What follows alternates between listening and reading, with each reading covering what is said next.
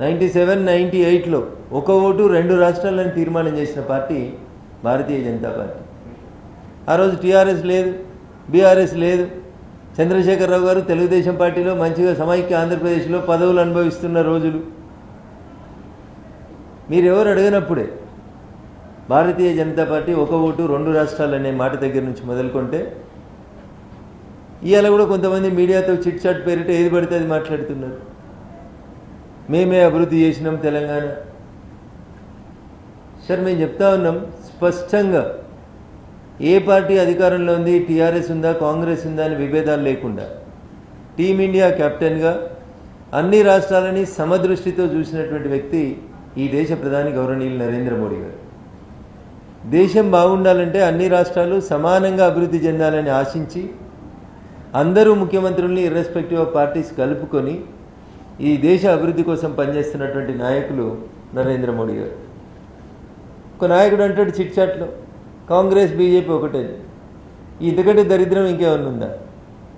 కాంగ్రెస్ తూర్పు అయితే భారతీయ జనతా పార్టీ పడమర, మేము ఉత్తరం అయితే వాళ్ళు దక్షిణం.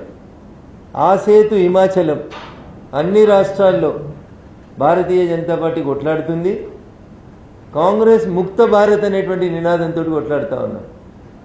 అది తెలంగాణ అయినా, కర్ణాటక అయినా, కేరళ అయినా, రేపు హర్యానా అయినా, హిమాచల్ ప్రదేశ్ అయినా, ఇంకోటి అయినా, ఏ రాష్ట్రమైనా ఫర్ దట్ మ్యాటర్ మేము కొట్లాడేది కాంగ్రెస్ పార్టీ యొక్క అవినీతికి, కాంగ్రెస్ పార్టీ యొక్క డైనాసిటీకి, కాంగ్రెస్ పార్టీ యొక్క చేతగానితనానికి వ్యతిరేకంగా మేము కొట్లాడుతూ వస్తూ ఉంటే ఒక చిన్న సంఘటనని ఉదాహరణగా చూపిస్తూ, తెలంగాణ రాష్ట్రంలో కాంగ్రెస్ బీజేపీ ఒకటి. కాంగ్రెస్ పార్టీ చేసిన తప్పులకి కాంగ్రెస్ పార్టీ శిక్ష అనుభవిస్తుంది, ప్రజాక్షేత్రంలో వాళ్ళు పని చేయబడతారు. మేము ఏ రోజు కూడా తప్పు చేసినటువంటి వ్యక్తుల్ని క్షమించలేదు. ఏ పార్టీకి సంబంధించిన వాళ్ళైనా ఆఖరికి సొంత పార్టీ వాళ్ళ మీద కూడా చర్యలు తీసుకుంది భారతీయ జనతా పార్టీ.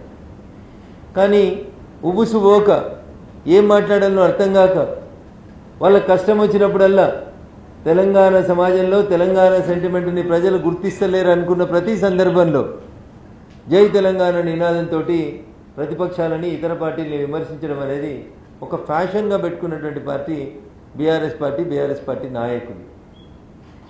10 ఏళ్ల పాలన తర్వాత, 10 సంవత్సరాల మీ పాలన తర్వాత ప్రజలు మిమ్మల్ని వద్దనుకున్నారు. మీరు వాళ్ళు ఏం చెప్తున్నారు? తెలంగాణ భూమిపుత్రులు.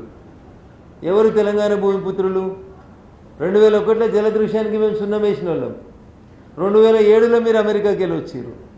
2001 నుంచి కొట్లాడినోడు తెలంగాణ భూమిపుత్రుడు అవుతాడా? 2007 వచ్చి కొట్లాడిన వాళ్ళు భూమిపుత్రులు అవుతారా? మీరు ఇంటికి వెళ్ళబడితే మీ చెల్లె వచ్చి ఇవాళ చెప్తుంది టీఆర్ఎస్ జై తెలంగాణ అని చెప్తాను. మీ చెల్లె లేరు. మీరు 2001లో టీఆర్ఎస్ పుట్టినప్పుడు మీరు కూడా లేరు కదా తెలంగాణ రాష్ట్రంలో. ఏ ఒక్క పార్టీ వల్ల తెలంగాణ రాలేదు, అది ఒప్పుకోండి. మీ వల్ల రాలేదు తెలంగాణ, అది ఒప్పుకోండి. కాంగ్రెస్ బిల్లు పెట్టింది, భారతీయ జనతా పార్టీ బేషరతుగా మద్దతు ఇచ్చింది.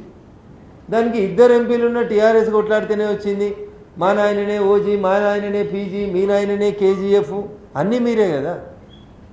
మీరు ఓజీలు పీజీలు అనుకుంటలేరు, మీరు కేజీఎఫ్ అనుకుంటున్నారు ప్రజలు. అందుకనే మిమ్మల్ని ఇంట్లో కూర్చోబెట్టారు. ఆ బంగారు గనులైనట్టు మీరు దోసుకొని పోతుండని ప్రజలకు కోపం వచ్చినప్పుడే మిమ్మల్ని పాలనకి దూరంగా పెట్టింది. తెలంగాణ రాష్ట్రంలో ఎప్పుడు ఎన్నికలు వచ్చినా కాంగ్రెస్ పార్టీకి రేవంత్ రెడ్డి గారి నాయకత్వానికి అవే చివరి ఎన్నికలు. మళ్ళా కాంగ్రెస్ పార్టీకి జనం పొరపాటున కూడా ఓటేయరు. It is a fact. అది కాంగ్రెస్ వాళ్ళు ఒప్పుకుంటున్నారు, కాంగ్రెస్ మంత్రులు ఒప్పుకుంటున్నారు. ఎవరిని పిలిచి అడిగినా, సాటుకు పిలిచి అడిగితే, మైకు లేకుండా అడిగితే ఇదే ఆఖరి, మాకు 10 ఏళ్ళు ప్రతిపక్షంలో ఉన్నాం, ఇప్పుడు ఈ 5 ఏళ్ళు ఏమైనా సుధరాయించుకుంటే మళ్ళీ 10 ఏళ్ళు ప్రతిపక్షంలో ఉండాలని మెంటల్గా ప్రిపేర్ అవుతుండ్రు కాంగ్రెస్ నాయకులు. కానీ దాని అర్థం ఎప్పుడు ఎన్నికలు జరిగినా మాకే 90 సీట్లు వస్తాయని ఒక ఆయన ముచ్చట చెప్తా ఉన్నాడు. మీకు 90 సీట్లు రావు, 9 సీట్లు రావు. ఇప్పుడున్న 39లో ఎవరు పోతారో ఎవరు ఉంటారో తెలియదు.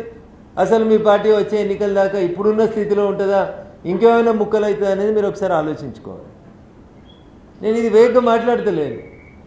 బావబామరుల పంచాయతీ ఎంత పరాకాష్ఠకు చేరిందో మీరు చూసిండ్రు. అన్నా చెల్లెళ్ళ పంచాయతీ ఏం దాకా పోయినో చూసిరు. తండ్రి బిడ్డల పంచాయతీ ఏం దాకా పోయిందో చూస్తూ ఉన్నారు. కాబట్టి మీ సొంత పార్టీని మీరు కాపాడుకోలేక చరిత్ర కలిగినటువంటి భారతీయ జనతా పార్టీని, సిద్ధాంతం కలిగినటువంటి భారతీయ జనతా పార్టీని ఏదో ఉబుసుపోక మీరు విలువగానే అందరు మీడియా మిత్రులు వస్తారు కాబట్టి ఏది పడితే అది మాట్లాడేసి గంటలు గంటలు చిట్ చాట్ల పేరుతో ఎవరిని పడితే వాళ్ళని ఎటు పడితే అటు మాట్లాడతామంటే ఇది సమంజసం కాదనేది తెలంగాణ రాష్ట్ర సమితి నాయకులు ఆలోచించుకోవాలి.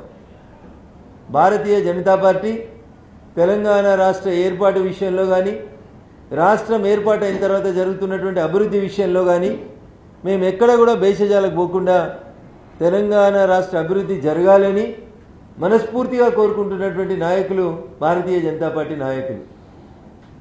ఏం తెచ్చిరు 8 మంది ఉండి ఏం దేవాలనో అవి తెస్తున్నాం, ఎంత దేవాలనో అంత తెస్తా ఉన్నాం, తెలంగాణకు ఎంత న్యాయం చేయాలనో తెలంగాణ భూమిపుత్రులుగా మేము మీకంటే ఎక్కువ కొట్లాడుతున్నాం. ఏది పడుతుంది మాట్లాడడం. భారతీయ జనతా పార్టీ తెలంగాణ రాష్ట్రంలో ఎదుగుతుంది కాబట్టి దాని ఎదుగుదలను అడ్డంకట్ట వేయడానికి రకరకాలైనటువంటి కుట్రలు కుతంత్రాలు చేస్తున్నాయి కాంగ్రెస్ టీఆర్ఎస్ పార్టీలే. మీ ఇద్దరి మధ్యలో బంధం విడదీయరానటువంటి బంధం. గులాం నబీ ఆజాద్ గారు మీ ఇంటికి వచ్చి 2004లో అసెంబ్లీ ఎన్నికలప్పుడు పొత్తు పెట్టుకున్న దగ్గర నుంచి మొదలుకొంటే కేంద్రంలో యూపీఏ 1లో మీరు మంత్రులు, రాజశేఖర రెడ్డి గారి ప్రభుత్వంలో మీరు మంత్రులు, తెలంగాణ ప్రాజెక్టులకు రావాల్సిన నీళ్ళని రాయలసీమకి తీసుకుపోతున్న రోజు తెలంగాణ ప్రాంతం నుంచి మంత్రులు గుండి శిలాపలకాలలో పాల్గొన్నది టీఆర్ఎస్ మంత్రులు. ఇవన్నీ మర్చిపోయి ఈరోజు భారతీయ జనతా పార్టీని బట్టగాల్చి మీదేస్తామని బదనాం చేస్తామనేటువంటి ఆలోచన ఏదైతే జరుగుతూ ఉందో ఇది బాధాకరమైనటువంటి విషయం. స్వచ్ఛంగా, సహజంగా పోషకాలు నిండిన ఎస్ఆర్కే డైరీ పాలు మరియు పాల పదార్థాలని ఎంచుకుందాం.